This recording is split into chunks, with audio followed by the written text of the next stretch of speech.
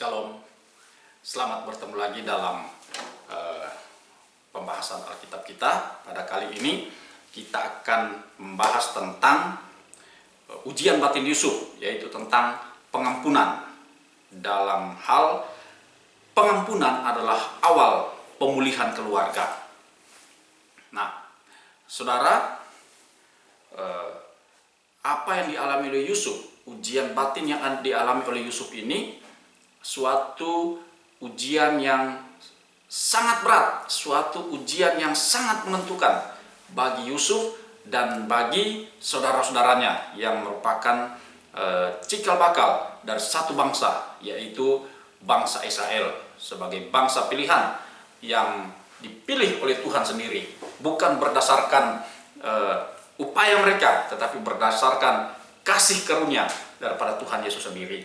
Nah, pada kitab Kejadian pasal 50 ayat 20, di sana ada dituliskan bahwa memang kamu telah mereka-rekakan yang jahat terhadap aku, tetapi Allah telah mereka-rekakannya untuk kebaikan, dengan maksud melakukan seperti yang terjadi sekarang ini, yakni memelihara hidup suatu bangsa yang besar. Nah, saudara, ayat ini ditulis sebagai jawaban daripada Yusuf terhadap saudara-saudaranya yang memohon pengampunan, yang memohon maaf kepada Yusuf, memohon belas kasihan Yusuf, supaya Yusuf jangan bunuh mereka, supaya Yusuf jangan membalas dendam kepada mereka.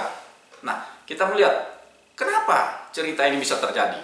Nah, di awal cerita ini ada suatu keretakan dalam keluarga daripada Bapak Yakub, yaitu orang tua daripada Yusuf dan saudara-saudara Yusuf. Nah, dalam kitab Kejadian pasal 37 ayat 34, di sana dituliskan bahwa Israel lebih mengasihi Yusuf dari semua anaknya yang lain. Nah, Israel ini adalah nama daripada Yakub yang sudah diganti. Tadinya namanya Yakub, berganti menjadi Israel.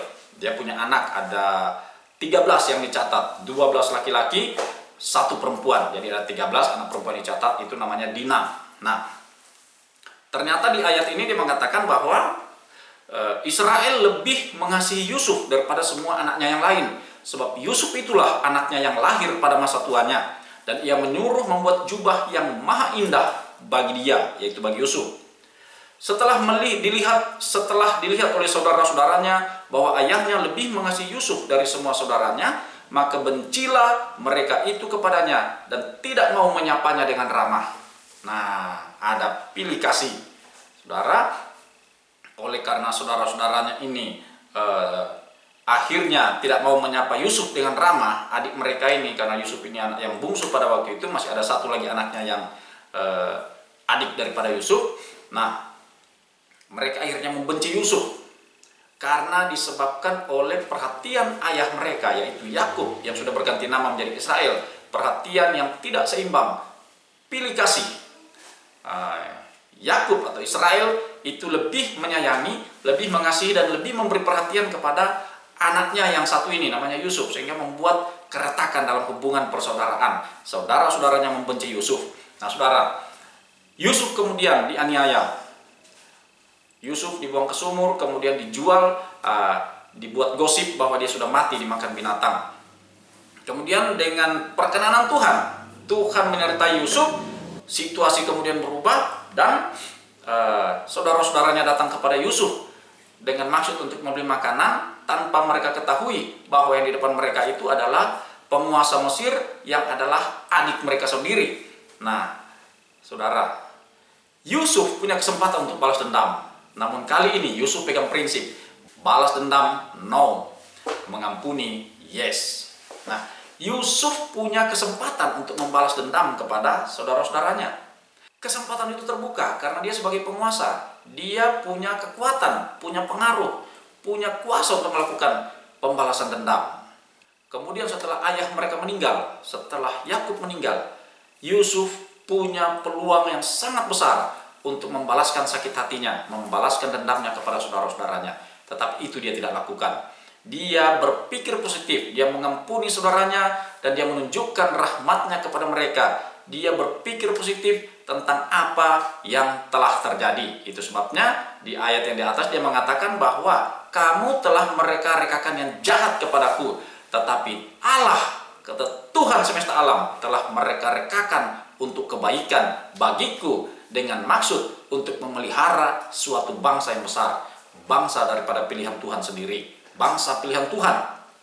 Nah, kekuatan mengampuni itu adalah kekuatan daripada Tuhan sendiri. Matius pasal 6 di sana dikatakan bahwa ampunilah mereka, ya.